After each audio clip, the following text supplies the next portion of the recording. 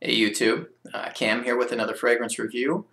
I picked up a couple of samples from Lucky Scent and thought I would review one of them today. I gave this a really good wearing the other day, actually yesterday. Wore it to work.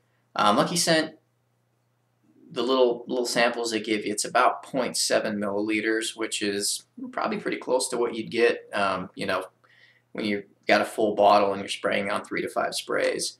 Out of a full bottle of whatever, depending on the atomizer, of course. So I think taking that little Lucky Scent sample and really just putting the whole thing on, I think is good exposure to what it's like to really wear that scent out of the bottle.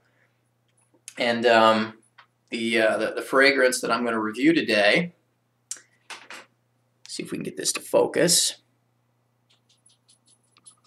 Here we go. Oop. There we go. So, Perfumes MDCI Invasion Barbare. This is one that's, I don't know.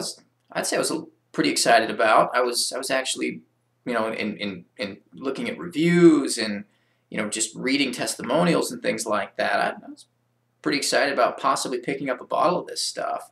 It sounded like it could potentially be a really good, high-class signature scent. Nice and safe, but extremely high quality.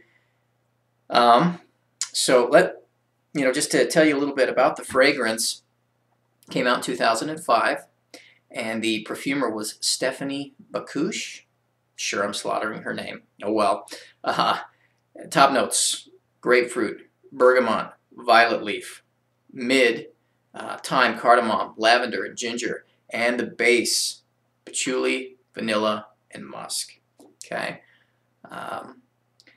Tell you what I get out of this. Almost from the very, first time of putting it on, from when I first put it on, I get a really medicinal lavender, and it kind of takes over the fragrance. It really does. Now that medicinal lavender softens with some vanilla after a little while. You get some vanilla kind of peeking in and adding some sweetness to it and kind of softening it a bit. But you still have some really strong, almost resin, almost syrupy lavender, which is kind of weird because if you think about Le Male, for instance, Le Male is also a kind of a lavender vanilla based fragrance. I get a really dry, kind of musty lavender in Le Male, but in this it's very resinous. It's almost wet, very, like I said, syrupy almost, and very medicinal. That I'm not used to. I'm not used to a really medicinal lavender. And honestly, I'm not a huge fan of lavender in the first place. Lavender, to me, I'm okay with it as long as it's well blended with a lot of other notes. But when it's like the note that I'm picking up, I have a hard time with it. So anyway, like I said, almost from the very start, I get really syrupy, medicinal lavender. And then vanilla comes in, sweetens it up, softens it a bit. And then later on, maybe you get a little bit of that ginger, and the ginger kind of adds a little tartness to it, which, is nice. It definitely makes it smell, a little different, a little better.